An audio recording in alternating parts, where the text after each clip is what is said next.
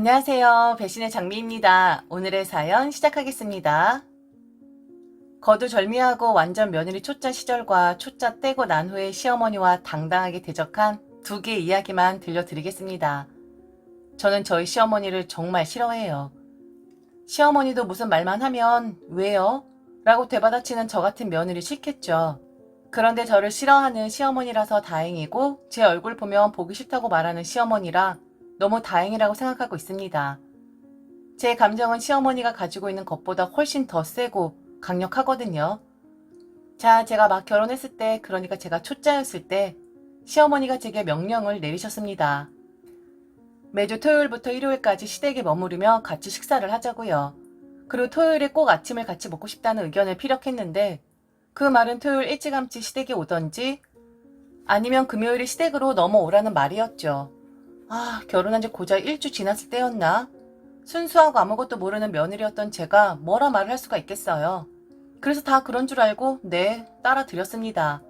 그런데 웃긴 게 뭐냐면 금요일에 저희 부부가 시댁에 가잖아요. 그럼 뭘 자꾸 하자고 합니다. 늦은 시간 영화를 보러 가자고 한다든지 시댁 근처에 있는 공원으로 밤 산책을 나가자고 한다든지 그런 거 좋다 이겁니다. 그런데 즐길 거 다 즐기고 좋은 시간 보내고 집에 들어오면 12시 당연히 넘고 어떨 땐 새벽 1시나 2시가 된답니다. 시어머니가 막 결혼한 제게 꼭 지켰으면 하는 것, 토요일 아침 식사는 같이 했으면 좋겠다는 그것. 자, 금요일 저녁 늦게까지 시댁 식구들과 좋은 시간 보낸 뒤 다들 늦게 잠에 들 텐데 이 집안의 며느리가 된 저는 토요일 새벽같이 일어나서 아침 식사를 준비해야 하는 괴로움이 존재한다는 거였습니다. 저는 오랜 시간 유학생활을 했었던 사람이었어요. 음식 따위 준비하는 거 저 별로 힘들어하지 않습니다. 그런데 시어머니는 꼭 토요일마다 메뉴를 정해 놓으시거든요. 반찬 조금 하고 국 조금 끓이고 국 싫어하는 분을 위해 찌개 하나 끓여서 조촐하게 먹어도 되는데 꼭 제가 신경을 써야 하고 조리법이 까다로운 그런 음식을 준비하라 명령을 내립니다. 밥하고 반찬하는 거 길어야 1시간이면 뚝딱입니다. 그런데 제가 마음대로 음식을 준비할 수 있는 것도 아니고 메뉴를 꼭 정해 놓으니까 음식 만드는 거 좋아하고 어렵지 않게 생각했던 저였는데 피곤도 겹치고 신경도 날카로워지니 너무 힘이 들더라고요. 그래서 3주차 되었을 때 남편에게 이야기를 했어요. 왜 나만 이렇게 잠이 모자란지 모르겠다고요. 그리고 왜 저만 애쓰고 있다라는 생각이 드는지 모르겠다고요. 그랬더니 남편이 그러더군요. 그치, 우리 자기 힘들지. 그런데 조금만 하면 엄마도 아버지도 그만하라 할 거야. 지금은 그런 거 있잖아. 시어머니와 며느리의 보이지 않는 기싸움? 그냥 엄마의 기싸움에 휘말리지 말고 우리 조용히 넘어가자. 조금만 더 하면 내가 기분 좋을 때 엄마 아버지에게 말씀드릴게. 그런데 자기가 음식을 너무 잘하니까 암튼 최대한 횟수를 줄이던지 아니면 없애던지 할게. 조금만 참아줘라. 어? 그런 남편의 말을 믿은 제가 바보였습니다. 횟수를 줄여? 아예 없애? 시부모님 기분 좋을 때 지가 말을 한다고? 완전 개소리였습니다. 결국 저는 시댁에서 밥 차리기 시작한 한 달 만에 못하겠다고 제 입으로 직접 말을 했습니다. 시댁에 간 금요일에 시어머니한테 이야기했어요. 이거 왜 해야 하는지 모르겠다고요. 다들 금요일부터 일요일까지 싱글벙글인데 그 사이에서 저만 죽상이고 저만 고생하고 있는 것 같다고요. 그러면서 얼굴 들이밀면서 다크서클이 턱까지 내려왔다고 이러다가 쓰러질 것 같다고 말을 했습니다. 제가 전업주부도 아니고 맞벌인데 금요일 저녁에 시댁에 와서 일요일까지 왜 밥순이 노릇을 해야 하는 건지 모르겠어요. 저도 제 주말이 소중해요. 어머니, 아버님, 아들, 며느리와 함께하는 주말 소중한 것처럼 저 또한 저 스스로 혼자 즐길 수 있는 주말이 소중합니다. 늦잠도 못 자고 평일에 일하느라 바빴던 미뤄뒀던 집안일도 차분히 못하고 왜 제가 이렇게 고생을 해야 하는 건지 모르겠어요. 생시나 행사 뭐 그런 게 있다면 이해하겠으나 더 이상은 제가 감당할 수 없을 것 같아요. 그러니 이제 그만하려고요. 아니 얘, 이건 다 너를 가르치기 위함이야. 너 살림하는 것, 음식하는 것, 그리고 며느리 도리 이런 걸 가르치기 위해 잠시만 하는 거다. 한 달 정도밖에 안 했는데 그걸 못 참고 지금 어른들 앞에서 이렇게 대거리를 하는 거니? 어디서 배워먹은 버르장머리니? 어머니, 제 음식 솜씨 못 보셨어요? 저 웬만한 음식 다 해내고요. 그리고 살림도 그렇고 남에게 흠 잡히지 않을 만큼은 하는 사람입니다. 그리고 살림과 음식하는 걸 왜 제가 이곳에 와서 배워야 하죠? 어머니 제가 음식하는 동안 TV만 보시잖아요. 그 이유가 가장 큰 거라면 저는 다 할 줄 아니까 이렇게 강제적으로 금요일, 토요일, 일요일까지 이곳에 머무르며 요리할 이유 없다고 생각해요. 앞으론 오지 않겠습니다. 순진한 건지 아니면 남편 부모님과 제가 직접적으로 대조를 하고 있으니까 그 상황에 놀라 그런 건지 몰라도 남편은 뜨악하는 표정이었고 시어머니 눈 주위까지 벌개지면서 당장이라도 소리를 지를 기세였지만 그 상황을 정리하신 분은 바로 시아버지셨습니다. 시아버지는 시어머니를 향해 그리 말씀하시더라고요. 꼴 좋다고요. 그러게 적당히 하라고 하지 않았냐고. 결국에 하나밖에 없는 며느리가 고돼서 싫은 소리 하게끔 만드냐고. 당신이 알아서 다 한다고 하더니만 결국에 이거냐고. 쓸데없이 시대에 권위 세워보려고 욕심 부렸다가 며느리만 들들 볶고 시어머니에게 무서운 눈을 뜨며 한심한 여편네라고까지 하셨죠. 그러면서 제게는 그렇게 말을 하는 걸 아시더군요. 며느리 자리라고 해서 무조건 참는 것만 능사가 아니라고. 앞으로는 부를 때까지 오지 말고 오고 싶으면 며칠 전에 연락해서 약속 잡고 오는 것으로 하자고. 사실 네 시어머니는 어땠는지 몰라도 나는 아들 며느리가 매주 금요일부터 일요일까지 우리 집에서 복잡거리니 불편한 점이 한두 개가 아니었었다고. 얼른 집으로 돌아가라고 저희를 쫓아내셨죠. 기분 나쁘게 쫓겨난 게 아니라 콧노래를 부르며 쫓겨나는 상황이었습니다. 암튼 저건 초짜일 때 일어났었던 일하고요. 그 이후로 좋은 시어머니 며느리 사이 틀려먹었기에 제 상식에서 시어머니의 권위를 내세우고자 하는 지시사항이라면 저는 바로바로 이리 답변을 했습니다. 제가 왜요? 저희 휴가를 일방적으로 어디 가서 보내자고 통보했을 때에도 제가 왜요? 갑자기 시골에서 누가 올라온다고 하는데 네가 좀 모시고 와야겠다 해도 제가 왜요? 그럼 시어머니는 그러시죠. 네가 안 가면 누가 가니? 어머니 저 일하는데요? 휴가 내면 되잖아. 네가 안 가면 뭐 내가 가니? 아니면 네 아버지가 가니? 저 일한다고요. 그리고 왜 제가 휴가를 내야 하죠? 제 손님도 아닌데. 어머니 손님 아니에요? 이런 건 며느리가 가는 거야. 다 그렇게 해. 제가 왜요? 그럼 그이 보낼게요. 그이 보고 휴가 내라고 하면 되잖아요. 우리 아들은 일하잖아. 어디 바쁘니한테 휴가를 막 내라고 하니? 그것도 사내한테?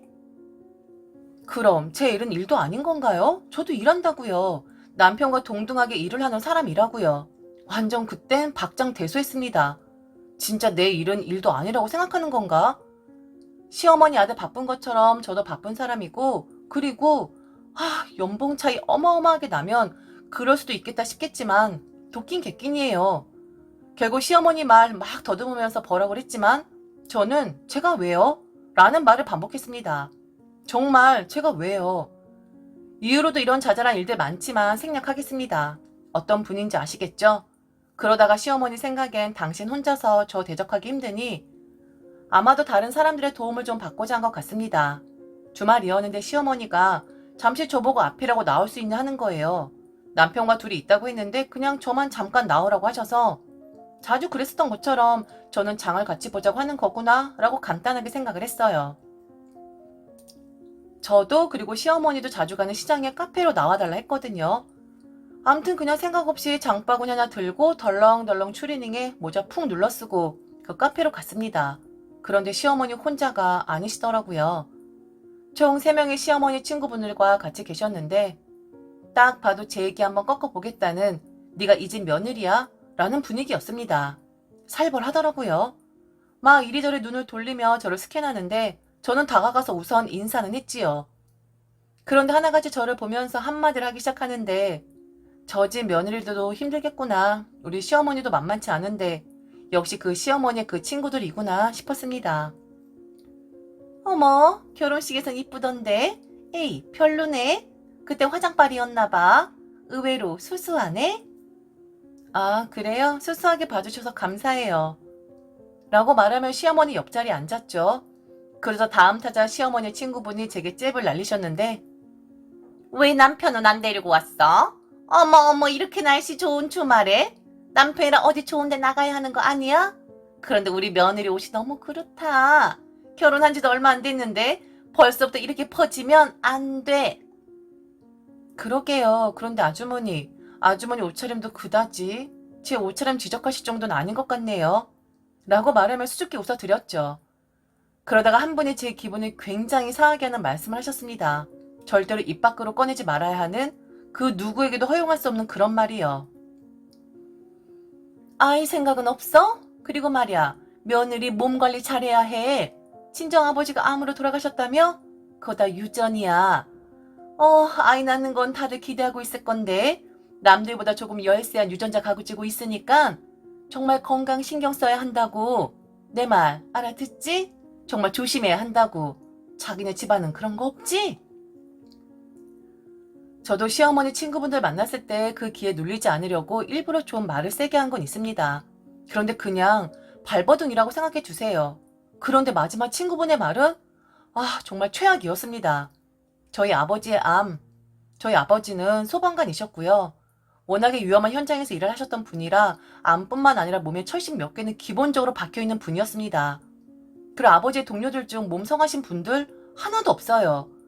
위험에 노출되어 평생을 일하시다 암에 걸려 고생하시다 돌아가신 아버지의 삶을 그런 식으로 비하를 하다니요.